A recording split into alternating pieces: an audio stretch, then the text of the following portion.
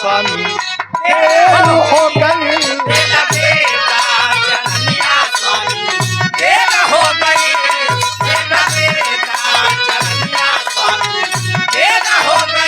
अरे अखिया तरस दिन अबेर हो गई, जो है अखिया तरस दिन अबेर हो गई। बेटा बेटा चरनिया स्वामी अरे देर हो गई। बेटा बेटा चरनिया स्वामी देर हो गई। बेटा बेटा चरनिया स्वामी देर हो गई। बेटा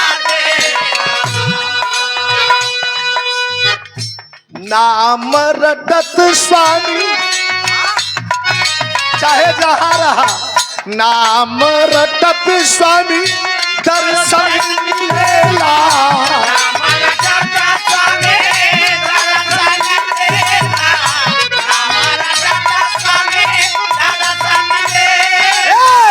भाव के सगरवा भाव के सगरवा से जीवा तरेला।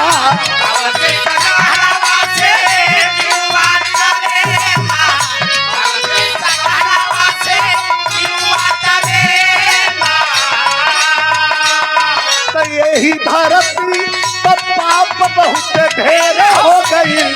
यही धरती पर पाप बहुत ढेर हो गई।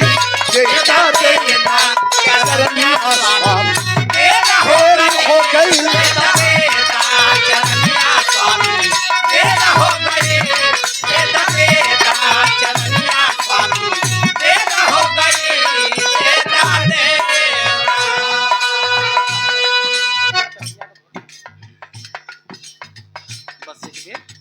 बस एक बेर चरनिया लाइन तनी हो जाए। जौन स्वामी जी के दरबार में हम गावत रही वायरल भइल रहल, एक लाइन कदम का सुंदर रहल।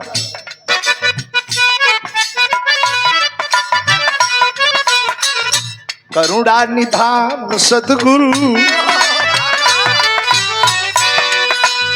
अरे करुणा निधान सद्गुरु जगत के दाता हुआ।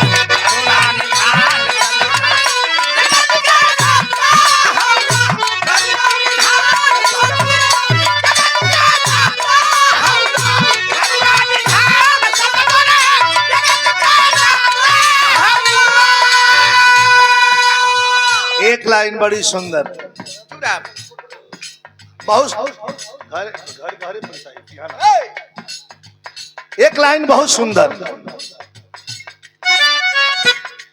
चाहे वो प्रधान हो या प्रधानमंत्री राष्ट्रपति हो, सबके लिए ये लाइन छुई कैसे। सत से ही सत्ता डोले, सदगुरु के सत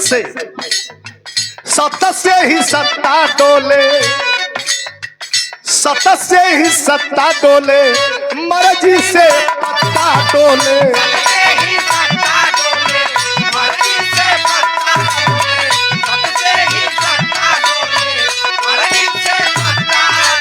अरे सत से ही सत्ता डोले, मर्जी से पत्ता डोले।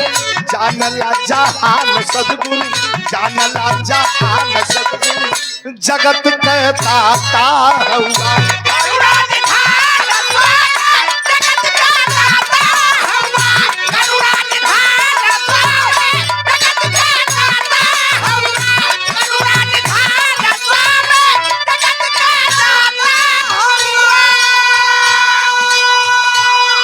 प्रेम क्या है?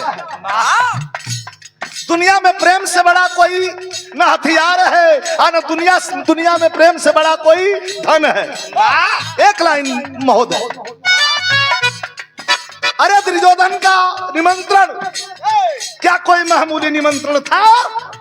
बहुत बड़ा निमंत्रण था। सोने का गिलास, सोने का थाली, सोना का चम्मच, 56 प्रकार का व्यंजन बना करके और दुर्योधन तैयार था कि सदगुरु आएंगे, दर्शन करेंगे और उनको भोजन कराएंगे। लेकिन भगवान चलते हैं, रास्ते में एक प्रेम था जो दुर्योधन के घर की तरफ जाने से मना कर रहा था, बार बार अपने कुटिया की तरफ खींच रहा था। वो किसका प्रेम था?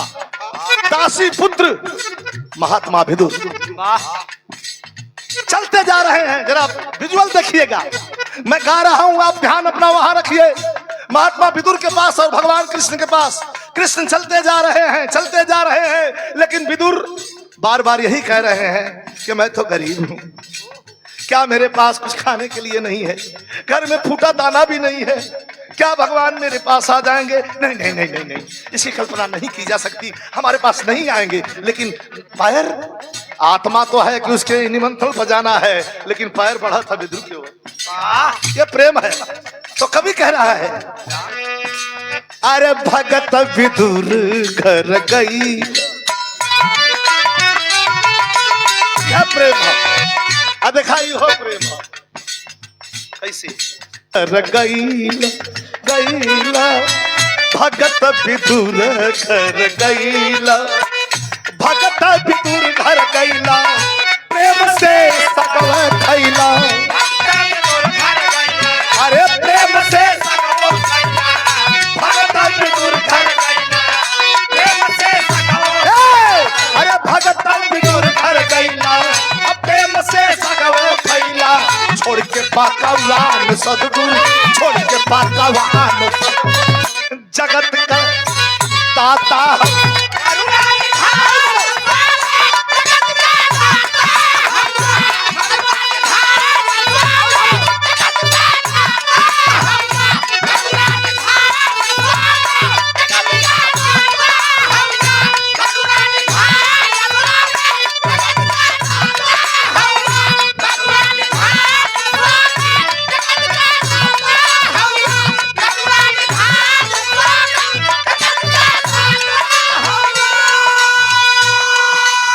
एक बार आशीर्वाद रूपी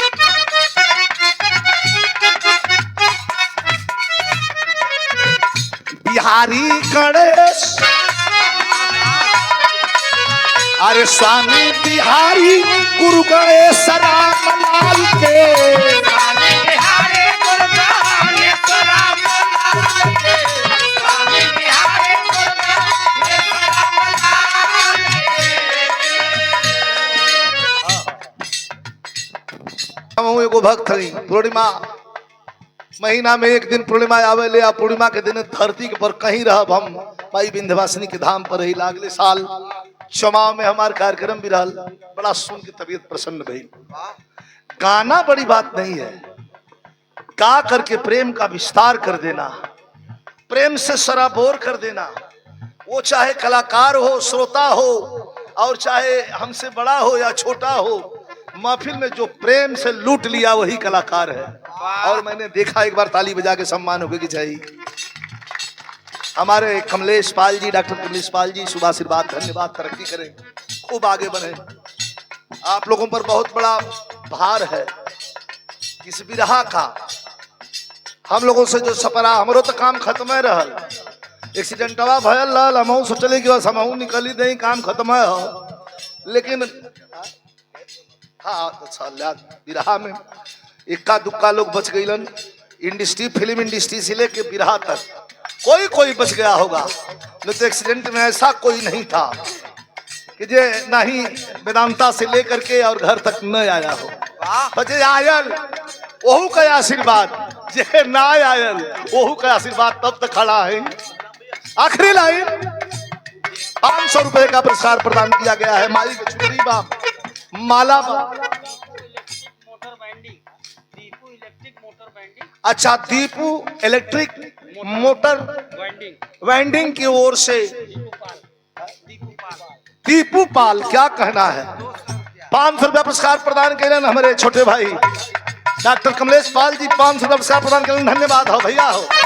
अरे बिहारी गणेश, अरे स्वामी बिहारी गुरु गणेश राम लाल के, स्वामी बिहारी गुरु गणेश राम लाल के, स्वामी बिहारी गुरु गणेश राम लाल के। रामदेव चंद्रिका, रामदेव चंद्रिका, बच्चन प्यारे लाल के, लाउ करो कभी, लाउ करो।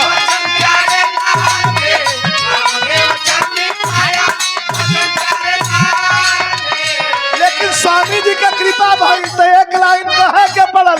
जब दूसरी बार हमका जिंदगी मिलल तो हम यह कहला कि अरे तो स्वामी चलते तोहरे चलते हई विजयिया भी शेर हो गई, तोहरे चलते विजयिया भी शेर हो